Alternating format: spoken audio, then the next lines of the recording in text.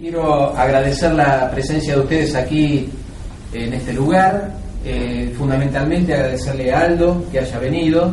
Para nosotros es realmente muy importante, como recién se lo decía a un medio de prensa, poder contar con la presencia de él, porque va a servir para esclarecernos en un montón de temas y que cuando nosotros salgamos también a la calle tengamos un discurso sólido para poder defender con más criterio nuestras posturas. Podríamos haber elegido tal vez otro lugar para hacer esta reunión, un lugar más amplio, pero qué mejor hacerlo en una casa peronista como es esta casa, porque fundamentalmente, más allá de todos los pergaminos que tiene Aldo, yo creo, y como recién lo veníamos charlando en el transcurso del viaje, su mejor pergamino es que es un compañero y es peronista. Así que un aplauso para él.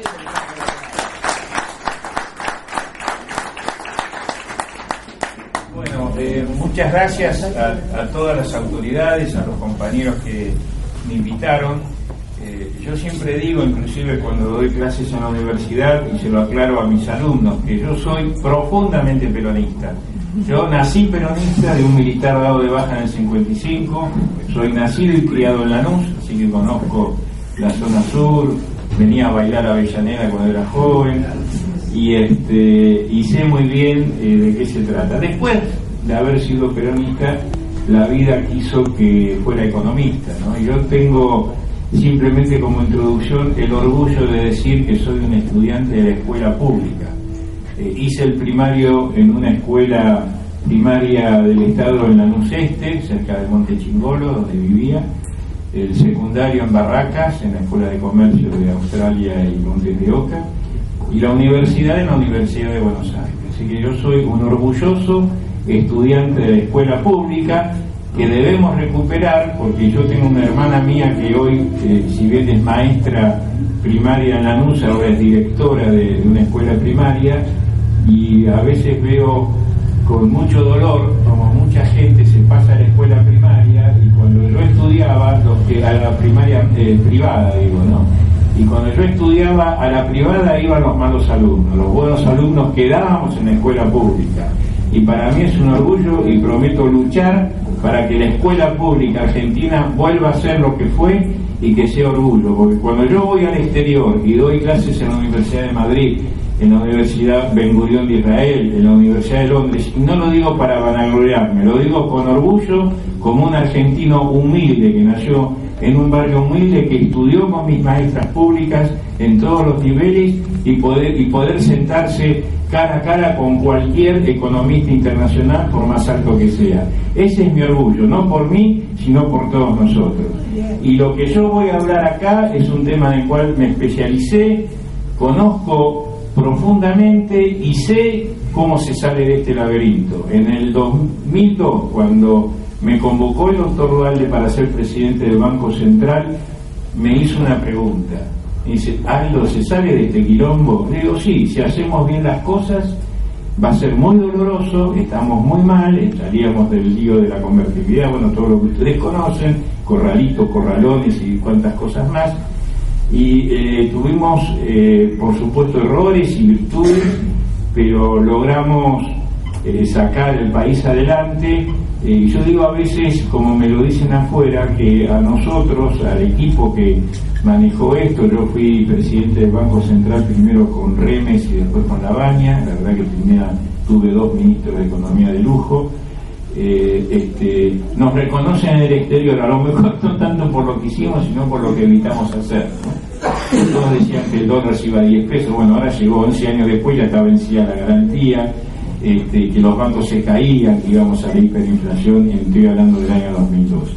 Nada de eso ocurrió, y hoy es una situación que vamos a analizar. Esto simplemente a título de introducción. Yo les propongo, yo voy a hacer una charla general de la situación de la economía argentina en general, corta, y después, como sé que es un tema muy candente, el problema que hoy tenemos con los holdouts, que es una palabra inglesa, que significa afuera de casa, ¿no? Hold es como el estar en una casa o en un grupo económico, y out es afuera. En realidad, hold out significa aquellos acreedores que no entraron al canje, ¿no?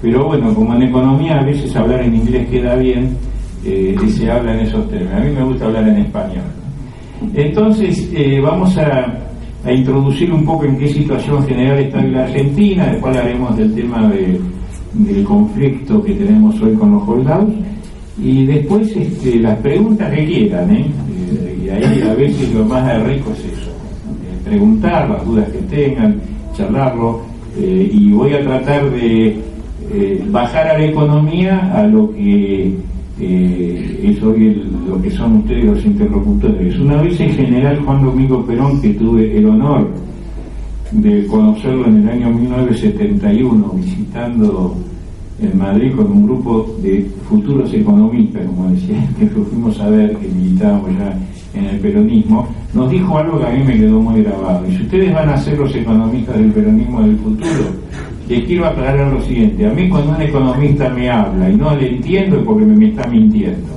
Y eso me quedó muy claro. Si ustedes no me entienden lo que yo voy a decir hoy, como dijo el general, es porque soy un mentiroso. Así que por favor entiéndanme.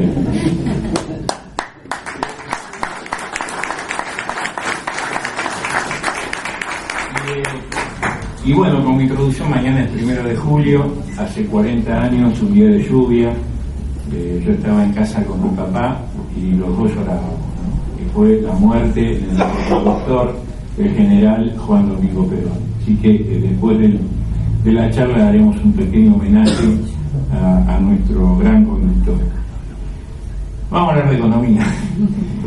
¿Qué está pasando hoy con la economía argentina? Miren, la economía argentina hoy tiene dos problemas estructurales, se llama, un problema, y los problemas que hay que solucionar.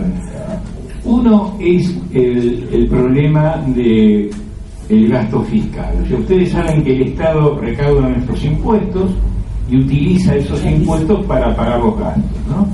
¿En qué gasta el Estado? Gasta en remuneraciones, o sea, los sueldos de los empleados públicos, en general, seguridad, justicia, educación, salud, obras públicas, y también gasta en jubilaciones, el pago de las jubilaciones, pensiones, gasta en subsidios económicos, que es subsidiar a las empresas que nos prestan los servicios de luz, gas, agua y transporte público, gasta en subsidios sociales, utilizando dinero para compensar a la gente más necesitada, y gasta en pagar los intereses de la deuda pública. Y por último, algunos hablan de gasto, otro es una inversión, que es la obra pública, lo que el Estado hace al construir rutas, puentes, hospitales, escuelas, usinas eléctricas, oleoductos, gasoductos. Y cuando uno ve hoy la situación fiscal de la Argentina, es un problema bastante grave. Lamentablemente hoy el Estado, a pesar de recaudar mucha plata de nuestros impuestos, del IVA, del impuesto a las ganancias, de los aportes de los sueldos, de los derechos de las exportaciones del agro, ese dinero no alcanza y tiene un déficit. O sea, gastamos más de lo que recaudamos. Durante los primeros años del kirchnerismo, y a partir del mediado del 2002, después del ajuste de la salida de la convertibilidad con el gobierno de Duhalde, Argentina, tal vez por primera vez en su historia, en un ciclo tan largo, teníamos superávit fiscal. Desde el 2000, yo diría desde septiembre, octubre del 2002 hasta el 2007, el Estado gastaba menos de lo que recaudaba. O sea, era como un círculo virtuoso, ¿no? Digamos, excedentes, esos excedentes se utilizaban para mejorar la situación de la economía, inversión y demás. Eso se dio vuelta y, por ejemplo, en el área de remuneraciones, donde en el 2002 había 2.300.000 empleados públicos, hoy hay 4 millones de empleados públicos. O sea, el gobierno incrementó en 1.700.000 empleados públicos y eso es gasto, ¿no? El otro tema son los subsidios económicos. Nosotros hemos gastado, el Estado, ¿no? El año pasado, en el 2013, un número, son 140.000 millones de pesos de subsidio a las empresas para que nos prestan los servicios. Es un número que ustedes no dirán nada. Llevado a dólares, que es lo que entendemos, son 25.000 millones de dólares por año. La Argentina subsidia a las empresas de servicios.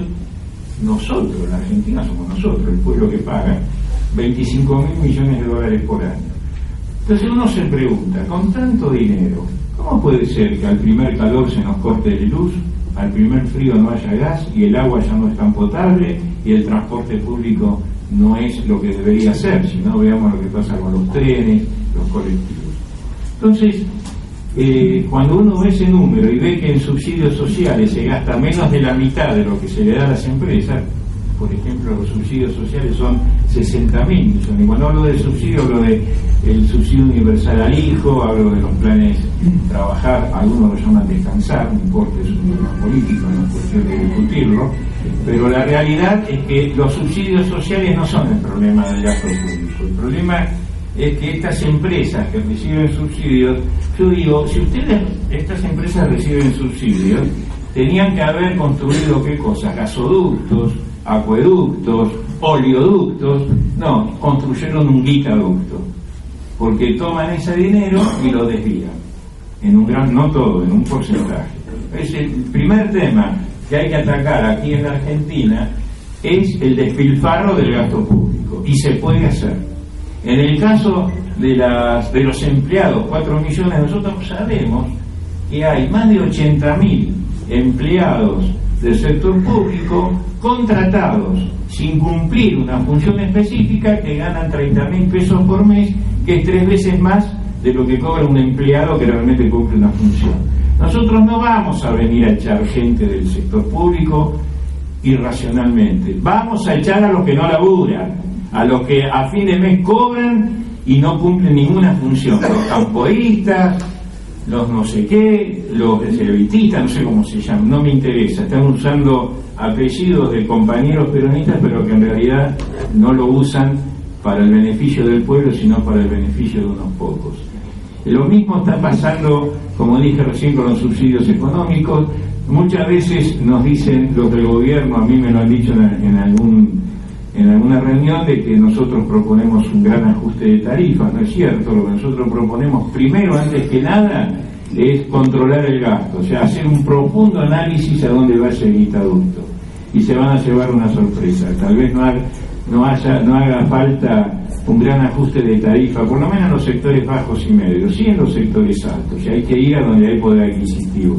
Yo sé positivamente, y si yo le ajusto a un jubilado, encima cobra las jubilaciones que los jubilados, yo me estoy por jubilar y ya me amargué el viernes cuando consulté cuánto me correspondía, o sea, acá aportás 100 pesos y después te pagan 20, ¿viste? Mi señora se acaba de jubilar, siempre es profesional, siempre aportó el máximo, le pagan el mínimo. Juicio, debe haber un juicio contra el Estado. O sea, es una estafa lo que están haciendo con los jubilados. Esta es la realidad, es una gran estafa. Entonces, después dicen, bueno, pero eso es para pagar a los que no aportaban. Bueno, si querés pagarle a los 2 millones de gente de la tercera edad que no tiene posibilidad de jubilarse, creen un subsidio social y le pagamos. No estoy en contra de eso, pero no a costa de los que laburaron y pagaron. Este es un tema también, no tiene nada de peronista eso, ¿viste? Al mismo esfuerzo, distintos resultados, no. Este es un tema que también va a haber que corregir. Y el tema de la obra pública, que también se gastan unos 10.000 millones de dólares por año, donde no hay ninguna obra pública que no esté denunciada con un sobreprecio de por lo menos el 20-30%. O sea, hay 3 o 4 rubros que se puede atacar. Se necesita un cambio de gobierno, nosotros sabemos hacia dónde vamos y lo vamos a hacer para que vuelva el equilibrio fiscal. El otro tema problemático que tiene la Argentina es el frente de falta de dólares, o sea, el frente cambiario. O sea, Argentina, como todo país integrado al mundo, recibe dólares por sus exportaciones y inversiones extranjeras, o sea, inversores que vienen a la Argentina a invertir en fábrica, en petróleo, en alimentos, en inversión productiva. Y después los créditos. Hoy, como Argentina no tiene acceso al crédito del mercado normal, por suerte, recibimos créditos del BID, Banco Mundial, que son créditos de los organismos multilaterales oficiales, que son créditos muy baratos, de fomento. Y después tiene salida, que es la importación de productos, importación de combustibles. Lamentablemente Argentina perdió hace 3 años la soberanía energética. Para que tengan una idea, hasta el año 2010 Argentina exportaba más energía exportaba más energía de la que importaba. Eso hoy se dio vuelta, y por un error del gobierno en la matriz energética hoy volvemos a tener déficit energético. Entonces todo lo que generamos por la soja y otros productos se va por el lado de la importación de combustible, importación de bienes intermedios. Y después está el pago de la deuda. Se sabe que Argentina, desde que hizo el canje en el 2005, comenzó a pagar la deuda. Esto nos está llevando del pago de intereses y de capital. Los intereses se pagan del lado fiscal, digamos, de la deuda, son unos 5.000 millones de dólares por año, y la cancelación de capital se afecta a las reservas del Banco Central. Entonces, en síntesis, hoy la economía argentina tiene dos problemas: el exceso de gasto fiscal y la falta de dólares. El exceso de falta fiscal, ¿cómo se cubre? Con la monedita. O sea, la Casa de la Moneda le da la maquinita, emitimos pesos. Entonces, hoy la economía argentina tiene exceso de pesos y faltan dólares. Y ahí viene el desequilibrio. A veces no hay problema que haya exceso de pesos, en la medida que haya estabilidad. Entonces, como no hay estabilidad, hay inflación, nadie quiere tener los pesos para ahorrar. ¿Para qué tenemos los pesos? Los tenemos para comprar, transportar, para comerciar, para las transacciones, se llama eso. Pero para ahorro nadie quiere los pesos porque van perdiendo valor. Entonces viene la presión ¿sobre qué? Sobre el dólar. Y este es el problema que hoy tiene estructuralmente la economía argentina. ¿Y esto en qué se traduce? En alta inflación. La inflación lamentablemente ya llegó al 40% anual, real, no la que informa el gobierno. Somos la tercera inflación del mundo. En la tabla de posiciones de la inflación mundial va primero Venezuela, pero claro, tiene un equipazo, no lo podemos alcanzar. Nosotros vamos terceros, pero con tiempo, si siguen esto, lo van a alcanzar. Venezuela tiene una inflación del 60% anual. El segundo país con inflación más alta es Zimbabue, un país africano que tiene el 50%, y después venimos nosotros ahí con el 40%. Es muy triste lo que digo, porque el resto de Latinoamérica, excepto Venezuela y Argentina, tienen una inflación anual que no supera el promedio del 4% anual. Y hay países como Brasil, Bolivia, Perú, Paraguay, Uruguay, Chile, Colombia, que están tomando créditos de fomento a muy largo plazo al 3-4% anual. Hoy Argentina, si quiere sacar un crédito, no nos prestan a menos del 11% anual. Y estas son las cosas que hay que corregir. Necesitamos un shock de inversiones, porque hasta ahora le pido toda pálida, pero hay cosas buenas para ver de la Argentina. Y lo bueno que es, y no lo digo yo, lo dicen los estudios internacionales, Argentina está considerado en el futuro uno de los 3 países con más posibilidades de crecimiento y desarrollo, porque Argentina tiene ese don natural que Dios nos dio, porque encima de darnos los recursos naturales, encima nos dio un papa, ¿no? Como si eso fuera poco.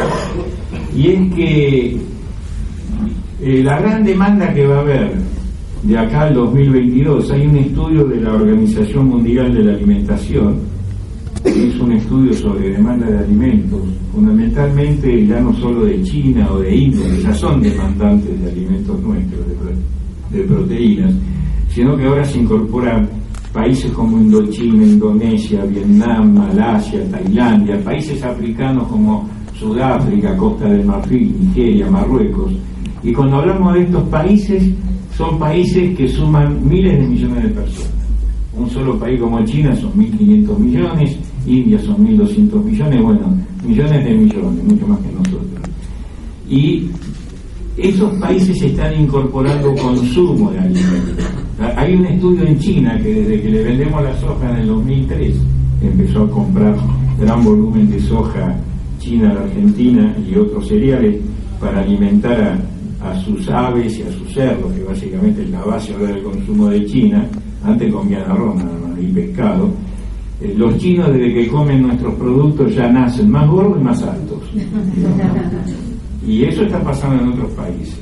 Indochina solo, que ya nos comenzó a comprar ya alimentos, son 700 millones de habitantes. En estos países los tipos le dan, tienen hijos, ¿no? crean cosas. Entonces hay una gran demanda, y por ese lado está estudiado que si Argentina cambia algunas tecnologías y que sean sustentables en el medio ambiente y con nuevas incorporaciones de otros productos, podemos en 5 años duplicar el volumen de alimentos. Hoy nosotros producimos 100 millones de toneladas por año de alimentos, y en 5 o 6 años podríamos producir 200 millones de toneladas. Ahora, para producir las 200 millones de toneladas hay que invertir, y también hay que hacer obras de infraestructura, porque si no los puertos no van a alcanzar, las rutas no van a alcanzar, los ferrocarriles, hay que reactivar ferrocarriles para poder transportar todo ese volumen de producción, los barcos, bueno, es todo un tema, un sistema económico que comienza a funcionar.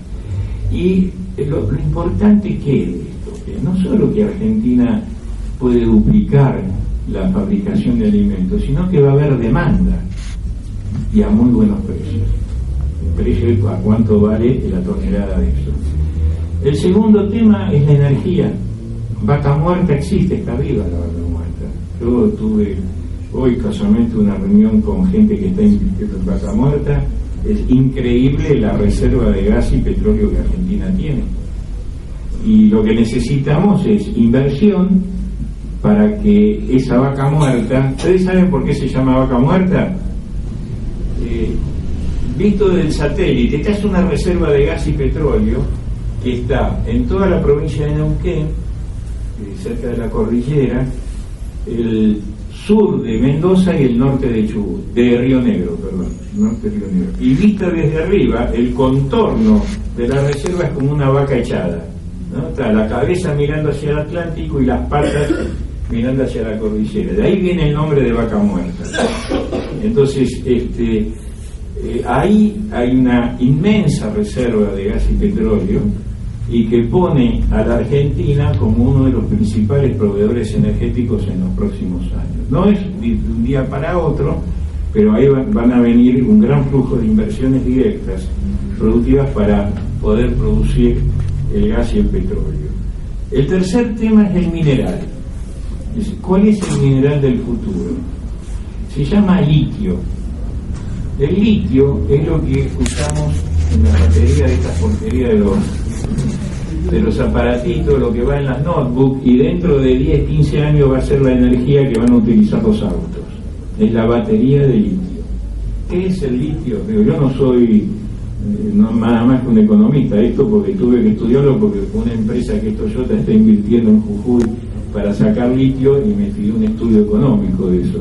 El litio es un mineral que está debajo de los salitrales, de donde están los salitrales, ¿no? Hay 3 países en el mundo que tienen esto. El más importante es Bolivia, el segundo es Chile y el tercero es Argentina. Entonces, debajo de los salitrales está el litio. Y ahora me acabo de enterar, por mi ignorancia, me acuerdo cuando estudiaba secundario, el que estudió secundario tenía una materia llamada merciología, que estudiamos eso y decían, ¿para qué carajo me enseñan esto? Ahora entendí, porque yo me acordaba de lo que es la salmuera, ¿no? Entonces dicen que porque hacen una salmuera, está invirtiendo todo, esto está en Jujuy y Salta básicamente, en el norte, algo en La Pampa también. Entonces los tipos levantan la sal y debajo está el litio, y hacen una salmuera, todo con un procedimiento industrial. Y han detectado que en el caso del litio argentino, como si esto fuera poco, aparte se llama el calcinato de litio. Yo sé que no me entiende, yo tampoco lo entiendo, pero el calcinato de litio es el litio en proceso industrial y que después se hace la batería. Y Toyota está por invertir en Perico, ¿se acuerdan? Perico Jujuy, que es un parque industrial asociado con la provincia de Jujuy, donde se van a fabricar directamente en la Argentina las baterías. Eso es un proceso de gran demanda futura, y parece que de esa salmuera se saca el cloruro de potasio. Yo sé que se están aburriendo, pero el cloruro de potasio, ¿qué es? Es lo que se usa de fertilizante en la pampa húmeda. Entonces, bingo, tenemos los 3 productos que el mundo va a demandar en el futuro: proteínas, energía y litio.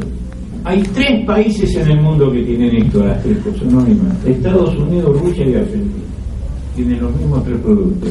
Pero el gran oferente de alimentos es Argentina. ¿Por qué? Porque Estados Unidos produce alimentos también, pero tiene una gran demanda interna. Pero son 250 millones de habitantes, Rusia son 180 millones, y no les queda mucho excedente para exportar. ¿En dónde está? Acá. Nosotros producimos para 800 millones de habitantes.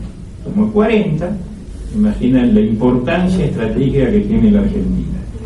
Todo esto, yo sé que muchos me dicen, Piñanelli está loco, debe serlo, pero lo digo con sustento. Entonces yo les voy a contar algo, lo que les voy a decir.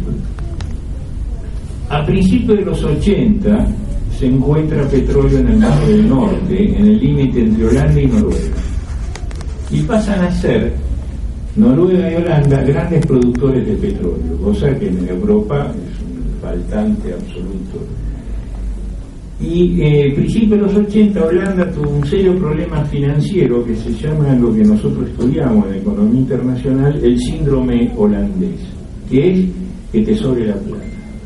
A Holanda le empezó a sobrar plata y creyeron que con eso ya era suficiente y empezaron a tomar malas decisiones por los sobrantes y comenzaron a tener problemas, porque claro, como sobraba la plata, a veces pasa en el ser humano, ¿vieron? Que a veces quiebra un tipo que tiene mucha guita, lo que no tenemos nunca quebramos porque no tenemos dónde invertir, entonces empiezan a mal invertir. Eso se llama, está estudiado, el síndrome holandés.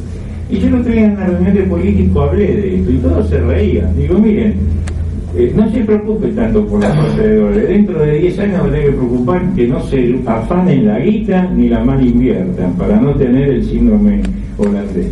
Entonces, estas son las cosas que hay que ir preparándose. El mundo está esperando esto de la Argentina. El mundo nos pregunta. Yo estuve hace poco en mi cátedra de la Universidad de Madrid y la verdad que no nos entienden, tampoco nos entendemos nosotros, ¿no? Pero la realidad es que no entienden cómo Argentina tiene los problemas que tiene con todas estas potencialidades, ¿no? Así que, por un lado, yo les conté las pálidas de nuestro país, pero también la excelente oportunidad que tenemos los argentinos de sacar adelante esto, y yo no tengo ninguna duda que eso va a ocurrir, pero mientras tanto vamos a tener que padecer algunos problemas como los que vamos a analizar por ahora. A modo de cierre de este análisis general de la economía argentina, una frase que a mí me lo enseñó un profesor en la Universidad de Buenos Aires a fines de los 60, ¿no? Cuando estudiábamos el caso argentino, y después vamos entrando a los holdados, pero es una frase que dice: miren, no se preocupen por las reservas del Banco Central o por los holdados o el default que se lleven los dólares. Los dólares se los podrán llevar, los vamos a recuperar. ¿Saben lo que no se pueden llevar? La pampa húmeda, la cordillera, la lluvia y los 40 millones de argentinos que vamos a sacar este país para adelante. Y este es el mensaje que nosotros...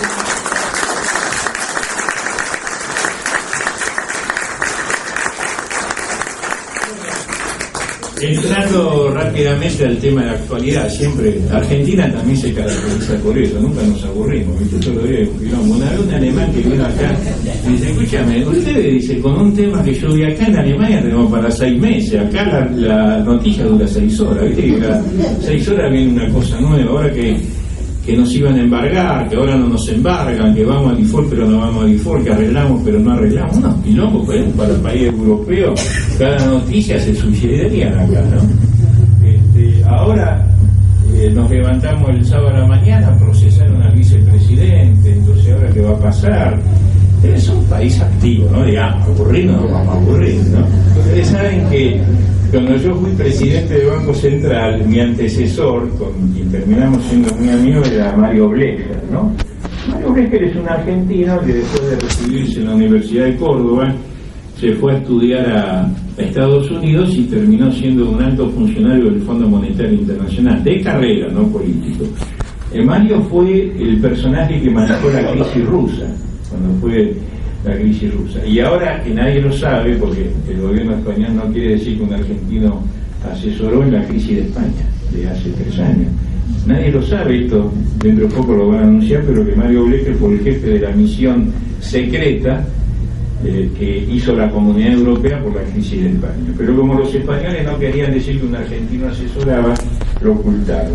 Entonces un día, cuando Mario se va de acá, lo nombran director del Banco de Inglaterra para países emergentes. Mirá vos qué cargo, ¿no? Y en Inglaterra, el tipo renunció acá de cargo de presidente del Banco Central, yo lo sucedí, fui el que lo reemplazó.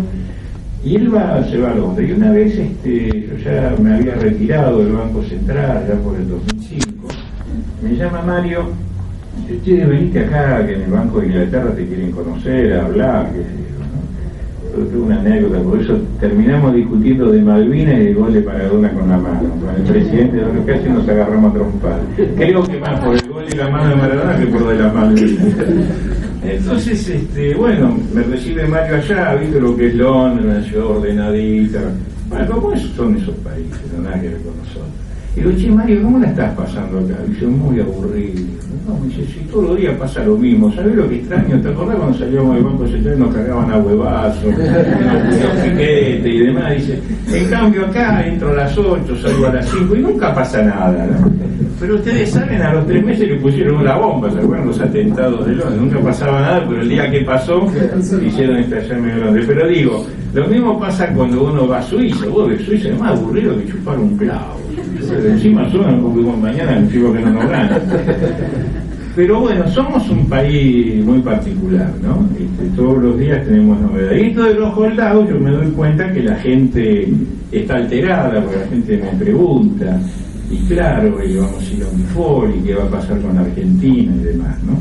Pero yo quiero contar rápidamente qué es la historia esto de los holdados y demás. Ustedes saben que, para no ir demasiado atrás de la historia, pero lo concreto es que Argentina siempre fue un país que hasta el golpe del 76 nunca fue un gran deudor internacional, más bien nos debían a nosotros, ¿no? Cuando Perón tiene que nacionaliza los trenes, fue en parte porque Inglaterra decretaba el default y la no convertibilidad de la libra esterlina, que era convertible al oro, y decreta la no convertibilidad, con lo cual las libras, viste, aparte de la Segunda Guerra Mundial, nos servía más o menos para empapelar toda la ciudad, y ahí Perón le saca a los ingleses el tema de los trenes y demás. Pero cuando viene el golpe militar, la caída de Isabelita, Argentina debía 6.000 millones de dólares. Mira toda la deuda argentina, no teníamos problema de endeudamiento. La dictadura militar, cuando se retira, gracias a Dios, en 1983, ya debíamos 45.000 millones de dólares. Ahí se origina la verdadera deuda en Argentina. Y lamentablemente una deuda que se utilizó para dilapidar el dinero en gastos o en gastos de guerra, porque la supuesta guerra con Chile significó una gran compra de armamentos, la invasión de Malvinas también, y no digo toda, pero una parte de esa deuda se originó en ese esquema.